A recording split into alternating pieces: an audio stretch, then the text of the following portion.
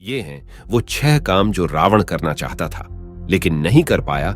रावण का इरादा था कि वो संसार से भगवान की पूजा को ही समाप्त कर दे ताकि फिर दुनिया में सिर्फ उसकी ही पूजा हो। भगवान को चुनौती देने के लिए रावण स्वर्ग तक सीढ़ियां बनाना चाहता था ताकि जो लोग स्वर्ग पाने के लिए भगवान को पूजते हैं वे पूजा बंद कर रावण को ही भगवान माने। रावण चाहता था कि सोने में सुगंध होनी चाहिए। रावण दुनिया भर के सोने पर खुद कब्जा जमाना चाहता था। सोना खोजने में कोई परेशानी नहीं हो इसलिए वो उसमें सुगंध डालना चाहता था। रावण खुद काला था इसलिए वो चाहता था कि मानव प्रजाति में जितने भी लोगों का रंग काला है वे गोरे हो जाएं, जिससे कोई भी महिला उनका अपमान ना कर सके। रावण शराब से बदबू भी मिटाना चाहता था ताकि संसार में शराब का सेवन करके लोग अधर्म को बढ़ा सके। रावण 7 समुद्रों के पानी को मीठा बनाना चाहता था। हनुमान जी के उड़ने की गति का अंदाजा इससे लगाया जा सकता है कि रात 9 बजे से 12 बजे तक लक्ष्मण और मेघनाद के बीच युद्ध हुआ था। जब मेघनाद द्वारा लक्ष्मण जी को बाण लगा तो वे रात के करीब 12 बजे मूर्छित हो गए थे।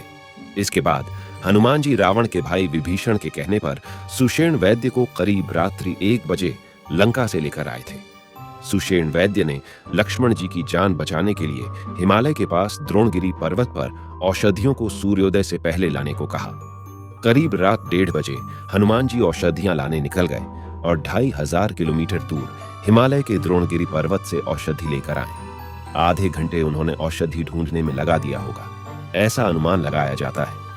आधे घंटे का समय कालनेमी नामक राक्षस ने हनुमान जी भ्रमित करने में लगाया होगा और आधे घंटे का समय भरत जी द्वारा उनको नीचे गिराने में और वापस भेजने देने में लगा होगा।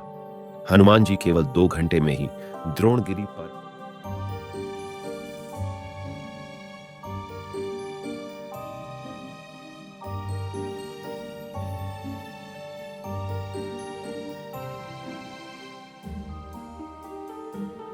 कहते हैं कि इंद्रजीत के बल की जितनी तारीफ की जाए उतनी ही कम है, क्योंकि वो अकेला ऐसा योद्धा था जिसने एक ही दिन के युद्ध में 67 लाख वानरों को मौत के घाट उतार दिया था। और लंका में वह अकेला ऐसा योद्धा था जो पूरी वानर सेना को अपनी गर्जना से बिखेर सकता था। मेघनाद का जन्म हुआ तो वह सामान्य शिशुओं की तरह रोया नहीं था, बल्कि उसके मुंह से बिजली की गर्जने की आवाज सुनाई दी थी। यही कारण था कि रावण ने अपने इस पुत्र का नाम मेघनाथ रखा। जब मेघनाथ युवा अवस्था में पहुंचा तो उसने कठिन तपस्या के बल पर संसार के 3 सबसे घातक अस्त्र ब्रह्मास्त्र, पाशुपतास्त्र और वैष्णवास्त्र प्राप्त कर लिए थे। मेघनाद पितृभक्त पुत्र था। उसे यह पता था कि राम स्वयं भगवान है, फिर भी उसने पिता का साथ नहीं छोड़ा। मेघनाद ने राम और लक्ष्मण को अपनी नागपाश से बंधक बना लिया था। फिर हनुमान जी ने उनको छुड़ाया था। हनुमान जी बहुत शक्तिशाली और दिव्य शक्तियों के धनी हैं। धन के राजा कुबेर हनुमान जी की शक्तियों से बहुत प्रसन्न थे, इसलिए कुबेर जी ने हनुमान जी को गदा भेंट की थी। हनुमान जी का सबसे शक्तिशाली हथियार गदा माना जाता है। हनुमान जी हमेशा बाएं हाथ में गदा रखते हैं, इसीलिए हनुमान जी को वामहस्तक दायुक्तम भी कहा जाता है। कुबेर जी ने हनुमान जी को गदा देते समय वरदान दिया था कि इस गदा को हाथ में लेकर वे कभी भी किसी भी युद्ध में परास्त नहीं होंगे। कुबेर ने हनुमान जी को सोने की गदा भेंट की थी। गदा का आकार बहुत बड़ा था और गदा वजन में भी बहुत भारी था। हनुमान जी ने अपनी गदा से बहुत सारे राक्षसों का संहार किया। पौराणिक कथाओं के अनुसार मान्यता है कि बचपन में जब हनुमान जी ने सूर्य को लड्डू समझकर खाने का प्रयास किया था, तब उसी घटनाक्रम के अंत में सभी देवताओं ने हनुमान जी को कुछ वस्तुएं भेंट की थीं।